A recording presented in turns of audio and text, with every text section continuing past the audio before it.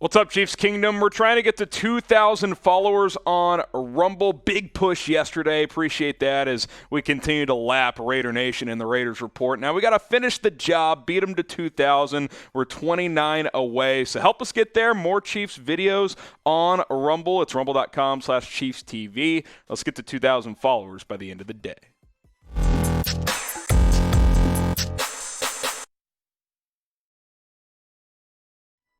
Welcome into the Chiefs Report by Chat Sports. Harrison Graham here with a fresh set of news and rumors for you guys. Lots to break down, so we'll go ahead and jump on into it. George Karlaftis has inked a deal as his 4-year contract is on paper. ESPN's Adam Schefter broke it. Full 4-year agreement, fully guaranteed for Karlaftis. Obviously, with him being a first-round player, he'll have that 5th-year team option as well, but we'll worry about that 3 years from now. So Karlaftis is inked, and we're about to see him in action as well as Chiefs rookie minicamp gets going tomorrow. May 7th will take place through May 9th. We'll see Karlaftis, Trent McDuffie, all the other draft picks, and undrafted free agents as well. So that's very, very exciting. As far as where Karlaftis will and should fit in, I think for now, and we talked about this a couple of times, and yesterday included, with the possibility of Melvin Ingram returning, I think he's a starter for now. If Ingram returns, maybe he's kind of just your 5th defensive lineman where he rotates in at edge, sometimes plays 3-tech as well when Chris Jones checks out of the game, or if he slides over to nose. I'm excited for Karlaftis. I think he's versatile. I think he's a energetic type of player. I think he's going to give it all on every snap. That was a big thing about his pre-draft evaluations, is that he does not take plays off. And for a guy who maybe doesn't have a talent of a Aiden Hutchinson or a Kayvon Thibodeau, you got to have that elite work ethic if you want to be as productive as some of those guys can be. I think Karlaftis has that work ethic and that energy to be a really good player, so I'm excited to see what he can do in this defense. Now, I want to know from you guys if you think George Karlaftis will start or not as a rookie, and we can kind of just base this for week 1, like start of the season, is he a starter or not? Type S if you think he'll be a starter, type B if you think he'll be a backup. Say it's 50-50. Melvin Ingram will probably determine that. If Ingram's back, Karlaftis may not start, but I still think he'll play a lot. If Ingram isn't back, then good chance he will be your starting edge rusher opposite of Frank Clark. So type S for starter, or you can go ahead and type B for backup. Now, coming up here in a few minutes, Todd McShay unveiled his way too early 2023 mock draft, so we'll let you guys know who he has Kansas City drafting in that one. But speaking of the roster, the Chiefs did make some roster cuts late yesterday. I do want to mention those players as Kansas City trims their roster down to the 90-man before rookie minicamp. These are the 6 guys who got cut, and oh man, Garrett Dieter, could this be the end for him? Gary Jennings, also part of that. Nakia Griffin-Stewart, Josh Peterson, Jonathan Woodard, and Lorenzo Neal all released as well. Is this finally the end of the road for Garrett Dieter, who's been fighting his ass off to try and be on this team for 3 or 4 years? He's been good pals with Patrick Mahomes, but if he's getting cut at this point in the offseason, you got to think that his time with the Chiefs is at or near an end, barring an injury to sneak him back onto that roster. I think his chances of ever being a 53-man guy are long in the rearview mirror, but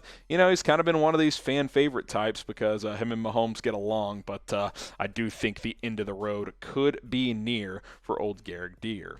Now, join the family here on the Chiefs Report on YouTube as we're closing in on 30,000 subscribers. This is the channel to subscribe to if you are a part of Chiefs Kingdom. Hit that big red button and subscribe. The link is below. It's youtube.com/ChiefsTV. We'll have you guys covered here on YouTube and, of course, on Rumble, like I mentioned, on a daily basis.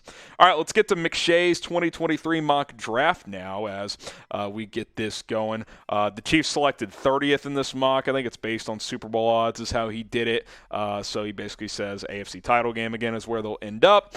So he unveiled that. Kansas City selects Nolan Smith, the kind of linebacker edge hybrid. He's not a pure edge because he plays some off ball at Georgia. We'll see what his role is this year. Obviously, a lot of Georgia defensive players went in this 2022 draft, so I would expect a bigger role for him next season. And let's be honest, the Chiefs still moving forward probably are going to need pass rushers. I mean, is Frank Clark going to be on this team team in 23.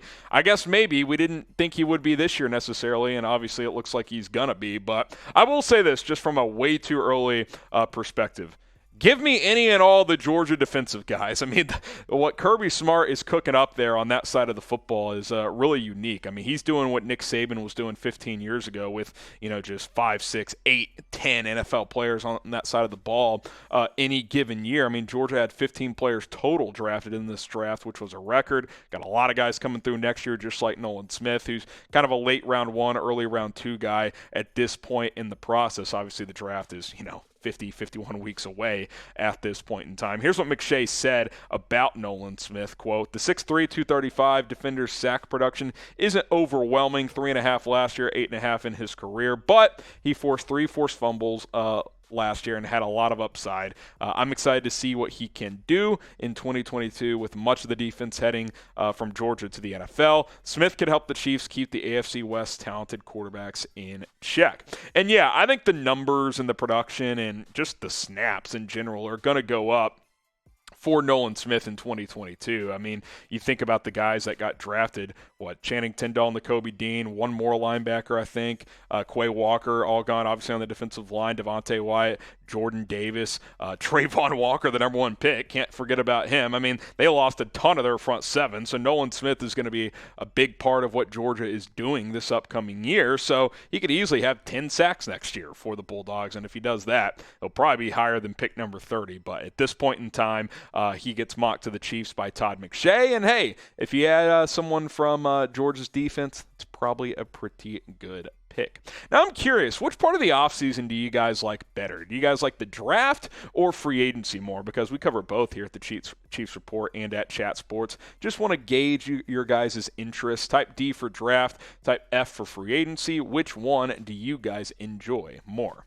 All right, final story here. Could the Chiefs go out and sign James Bradberry? Report dropping out that the Giants are expected to release him as we're filming this. It has not happened yet, but all of the tea leaves, all the signs pointing to Joe Schoen, the Giants GM, parting ways with Bradberry after not finding a trade for him during the NFL draft. Now, obviously, Kansas City drafted Trent McDuffie, which makes this unit much better for 2022, but I would still look into Bradberry because he would probably be your best corner if you signed him. And I like the CB room now, but James Bradberry's he's top 15, top 20 corner in the NFL. He had 4 picks last year, 17 pass breakups. He was great in 2020 for the Giants also.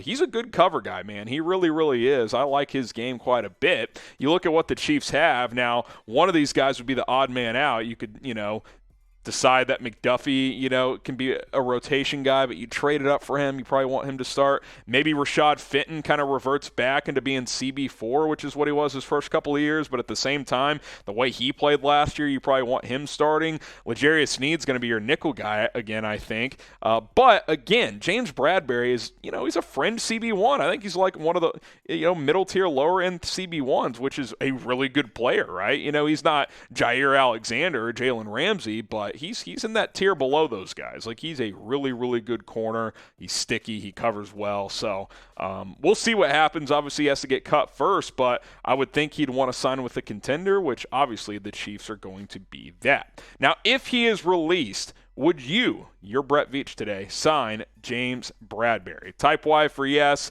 type N for no.